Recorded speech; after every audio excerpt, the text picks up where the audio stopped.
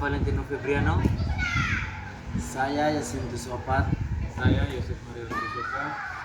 Kali ini kami akan menceritakan tentang kehidupan keluarga Santa Ursula. Ditunggu. Teman-teman, kalian tahu tidak kisah dari Santa Ursula? Saya tahu. Tahu? Saya tahu. Coba cerita. Jadi begini ceritanya. Pada zaman dahulu tuh, di sebuah kerajaan di Britania, di Inggris, hiduplah seorang raja dan ratu yang dikenal bijaksana, adil dan sangat beriman kepada Tuhan. Mereka memimpin rakyat dengan kasih dan keadilan, sebab mereka percaya bahwa kuasa berasal dari Allah dan harus digunakan untuk melayani, bukan untuk berkuasa semata. Setiap pagi dan malam mereka berdoa bersama, memohon bimbingan Tuhan agar kerajaan mereka hidup dalam damai dan kasih. Di istana, doa bukan hanya rutinitas, melainkan nafas kehidupan. Tetapi selain itu, ada satu doa mereka yang tak pernah hilang. Doanya itu tuh tentang, Tuhan, jika Engkau berkenan, karuniakanlah kepada kami seorang anak yang dapat kami bimbing menjadi milikmu. Dan doa itu menjadi iringan di sepanjang hari mereka. Begitu ceritanya. Ada lagi lanjutannya. Oh iya, saya tahu. Kau tahu? Iya, saya tahu. Biar saya yang ceritakan. Mereka hidup dengan iman yang kokoh dan cinta yang mendalam kepada Tuhan. Sebagai raja dan ratu, mereka tidak hanya mengandalkan kekuasaan duniawi, tapi selalu mencari kehendak Tuhan dalam setiap keputusan. Meski mereka menanti dengan hati yang kadang sedih, iman mereka tidak pernah goyah. Penantian akan seorang anak justru membuat mereka semakin memusatkan seluruh hidup pada Tuhan. Mereka berpegang pada satu keyakinan, yakni segala yang kami miliki bersumber padanya. Kami berharap. Tahun demi tahun berlalu, orang mulai berbisik dan bertanya, mengapa raja dan ratu belum juga memiliki keturunan? Namun, raja dan ratu tidak membiarkan tekanan itu melemahkan iman mereka. Mereka percaya bahwa bila Tuhan memberikan anak itu bukan hanya untuk penerus tahta, melainkan untuk melahirkan pribadi yang akan membawa terang Tuhan ke dunia. Setelah bertahun-tahun berdoa dan berharap, Tuhan akhirnya menganugerahkan seorang putri kepada mereka. Kamu tahu tidak namanya siapa? Namanya siapa? Namanya Ursula, yang dipilih setelah raja jalan-jalan di kebun istana sambil memperhatikan bintang-bintang yang bertebaran di langit malam. Tampak gugusan bintang Ursa Minor. Ketika sedang memperhatikan gugusan bintang itu, muncullah inspirasi raja untuk memberi nama Ursula kepada putri. Nama itu berarti beruang kecil yang melambangkan keteguhan hati, keberanian, dan kesetiaan. Setelah ini ada lanjutannya, hanya saya agak konfus. Oh, kalau yang selanjutnya saya tahu. Mau Apa saya itu? cerita? Boleh. Boleh. Jadi, Ursula itu tumbuh di dalam istana yang megah. Tetapi kemegahan itu tidak pernah menjadi pusat hidup keluarganya.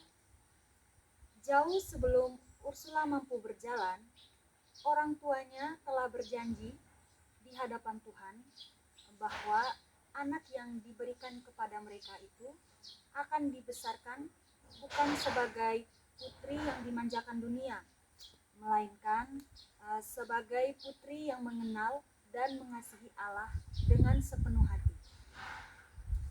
Sejak Ursula kecil, setiap pagi di istana dimulai dengan dentingan lonceng kapel. Raja dan ratu selalu membawa Ursula kecil ke sana. Bahkan ketika ia belum bisa memahami kata-kata doa, mereka percaya bahwa iman Ursula itu tumbuh dari kebiasaan kecil yang dilakukan dengan cinta. Dan dari sinilah Ursula mulai belajar bahwa Tuhan itu adalah sahabat yang paling dekat di dalam hidup. Jadi ketika Ursula mulai belajar berbicara, orang tuanya tidak pertama-tama mengajarinya kata-kata tentang kekuasaan atau kerajaan, tetapi doa-doa yang sederhana seperti doa syukur, doa permohonan, dan terutama doa untuk orang-orang yang menderita.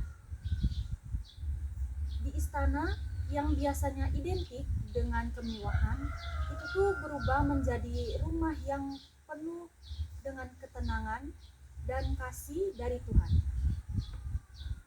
Saat usianya itu semakin bertambah, raja dan ratu tidak ingin Ursula itu tumbuh menjadi orang yang hanya melihat dunia dari balik kaca istana, tetapi mereka sering mengajak Ursula untuk mengunjungi rakyat kecil, orang sakit, dan orang miskin, serta keluarga yang membutuhkan.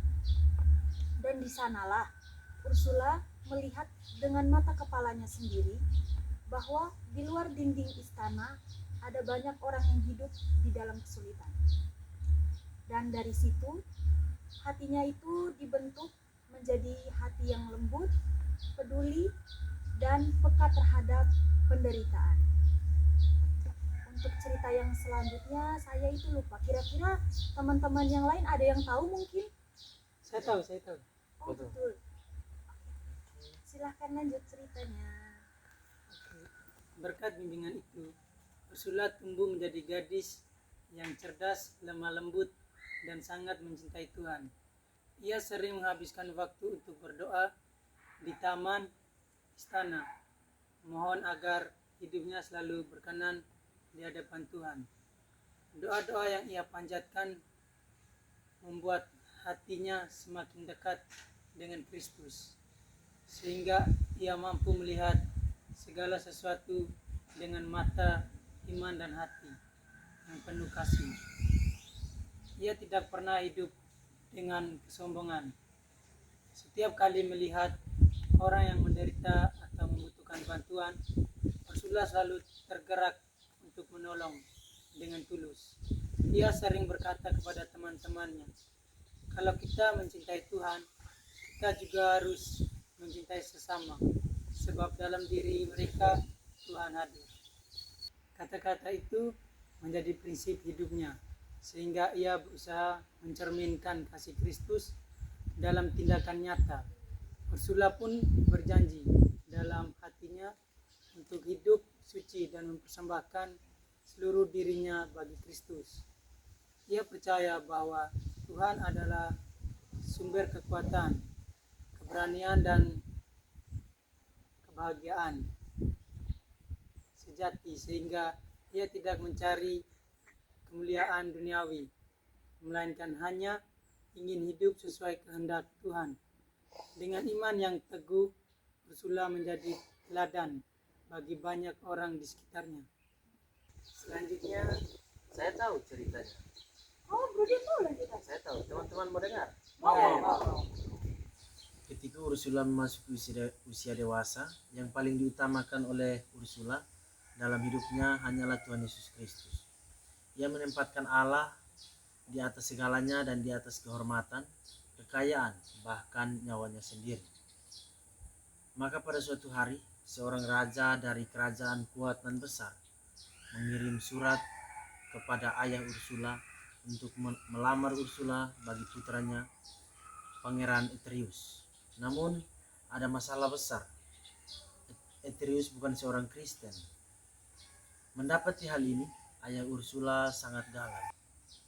Jika ia menolak lamaran itu, bisa terjadi perang antar kerajaan. Jika ia menerima, melanggar janji di hadapan Tuhan untuk menjaga kemurnian iman putrinya. Ursula memahami kegelisahan ayahnya dan mengusulkan untuk mengajak seluruh penduduk kerajaan berdoa dan berpuasa selama 3 hari. Sesudah 3 hari berpuasa dan berdoa, ia merasa Tuhan memberinya hikmat. Ia berkata kepada ayahnya, jika ini kehendak Tuhan, syarat-syarat ini akan diterima. Bila tidak, maka Tuhan sendiri akan menutup jalannya. Ursula kemudian menyarankan ayahnya untuk menerima lamaran itu dengan beberapa syarat, antara lain. Yang pertama, calon suaminya, Pangeran Eterius, diminta belajar tentang iman Kristen dan kemudian dibaptis menjadi Katolik. Yang kedua, pernikahan ditunda selama 3 tahun supaya Ursula dan kawan-kawannya dapat berziarah ke Roma dan sekitarnya. Lalu biaya perjalanan ditanggung calon suami. Yang ketiga, dibuatkan kapal yang cukup besar untuk seluruh rombongan ziarah. Semua orang mengira syarat-syarat itu mustahil dipenuhi. Apa mungkin seorang pangeran dari kerajaan besar mau dibaptis? Apa mungkin ia menunggu selama bertahun-tahun? Namun terjadi sesuatu yang mengejutkan. Eterius menerimanya. Bahkan ia berkata bahwa hatinya tersentuh dan ia ingin mengenal Kristus lebih dalam. Kabar ini menjadi tanda bagi Ursula bahwa Tuhan sendiri yang bekerja. Ada yang mungkin tahu cerita selanjutnya? Saya tahu. Mau saya ceritakan? Boleh. Halo teman-teman, lanjut apa nih? Halo juga. Kami Kami lagi cerita Cerita. tentang kehidupan Santa Santa Ursula. Mau dengar? Oke. Jadi, kerajaan itu menyiapkan kapal besar dan perlengkapan perjalanan Ursula. Jadi bersama dengan ribuan gadis suci, mereka yang bertekad untuk hidup untuk Tuhan, menaiki kapal dan memulai perjalanan rohani yang panjang. Jadi mereka itu berlayar dari Britania terus menuju berbagai wilayah Eropa. Jadi dalam setiap persinggahan, Ursula mengajar para gadis untuk hidup dalam doa, tobat, dan kasih. Jadi rombongan itu tiba di Kol, sebuah kota yang kelak akan menjadi tempat yang sangat bersejarah bagi Ursula. Setelah berdoa, mereka melanjutkan perjalanan menuju ke Roma. Dalam perjalanan menuju ke Roma, legenda mengatakan bahwa seorang malaikat itu menampakkan diri kepada Ursula dan berkata, "Engkau dan para pendampingmu akan menerima mahkota kemartiran. Jangan takut, sebab Tuhan menyertai." Ursula yang mendengar kata-kata itu dengan hati yang bergetar, tetapi ia menerimanya dengan rendah hati. Di Roma, Ursula dan para gadis disambut oleh Paus Gelasius yang terharu melihat kesucian mereka. Paus bahkan ikut bergabung dalam perjalanan suci itu, sekaligus memberkati seluruh rombongan setelah melakukan ziarah suci. Mereka kembali menuju Kol sesuai tuntutan malaikat, namun tak ada yang tahu bahwa Kol sedang menghadapi ancaman besar. Ketika mereka tiba kembali di Kol, kota itu sedang dikepung bangsa Hun, kelompok penyerbu yang terkenal kejam dan tidak mengenal belas kasihan. Bangsa Hun menangkap Ursula dan para gadis yang suci yang bersamanya. Mereka terkejut melihat rombongan perempuan muda dan cantik itu. Banyak dari mereka ingin menjadikan gadis sebagai budak atau istri. Namun Ursula berdiri di depan para gadis, melindungi mereka. Kami adalah milik Kristus. Tidak ada yang dapat memisahkan kami dari kasih. Pemimpin bangsa Hun terpikat oleh kecantikan dan keberanian Ursula, mencoba memintanya menjadi istri. Ia menjanjikan kedudukan sebagai ratu, kuasa dan kehidupan yang mewah. Tapi Ursula menatapnya dengan tegas dan berkata, "Hidupku telah kutumpahkan kepada Kristus. Aku tidak dapat memberikan hati yang bukan milikku lagi." Pemimpin Hun itu marah. Dalam kemarahannya, pemimpin Hun mengambil busur panah dan membidik Ursula. Para gadis menangis, tetapi Ursula tetap berdiri teguh. Tanpa sedikit pun ketakutan, anak panah meleset dan menembus dadanya. Nah, begitu teman-teman cerita dari kisah kehidupan keluarga Santa Ursula. Kira-kira kita sebagai kaum muda, hal apa yang bisa kita teladani dari kehidupan keluarga Santa Ursula? Oh, saya tahu. Jadi, kita sebagai kaum muda itu ada beberapa teladan yang penting dari kehidupan Ursula. Jadi, Ursula itu mengajarkan bahwa keberanian itu bukan hanya tentang melawan bahaya secara fisik, tetapi juga tentang berpegang teguh pada nilai dan prinsip. Meskipun dunia itu menekan kita untuk memilih jalan yang lebih mudah, ia berani menolak pilihan yang tidak sesuai dengan kehendak Tuhan. Bahkan jika keputusan itu mengundang risiko, kesalahpahaman, atau pertentangan dari orang-orang di sekitarnya. Dari sini, kaum muda dapat belajar bahwa keputusan terbaik itu bukan selalu keputusan yang paling sesuai dengan suara hati dan nilai kebenaran. Selain itu, Ursula memberikan teladan besar dalam hal kebijakan. Sebelum mengambil keputusan besar, ia selalu menimbangkan segala hal dengan hati yang jernih. Membawa setiap keraguan dan keinginan dalam doa dan meminta tuntutan Tuhan. Kaum muda dapat meladani sikap ini dengan tidak gagap. Berani berkata tidak pada hal yang merugikan diri sendiri, serta memiliki jalan hidup yang membawa kebaikan bagi sesama. Melalui Ursula, kita belajar pada pilihan-pilihan yang membentuk masa depan yang lebih baik, bukan hanya baik dari diri sendiri, tetapi juga bagi orang lain di sekitarnya. Sebagai umat beriman, hidup Santa Ursula memberikan teladan yang sangat berharga bagi kehidupan kita saat ini. Dari dirinya, kami belajar bahwa iman bukan hanya perasaan spiritual, tetapi harus tampak dalam keputusan, sikap, dan cara kita memperlakukan sesama. Ursula menunjukkan bahwa mengikuti Kristus berarti mencintai Tuhan di atas segalanya, tetapi setia pada nilai-nilai kebenaran. Dari berani menolak hal-hal yang tidak selaras dengan kehendak Allah, meskipun keputusan itu tidak mudah. Dari Ursula, umat beriman diundang untuk hidup dengan kerendahan hati, keberanian moral, kesetiaan pada doa, dan hati yang mudah digerakkan untuk menolong sesama.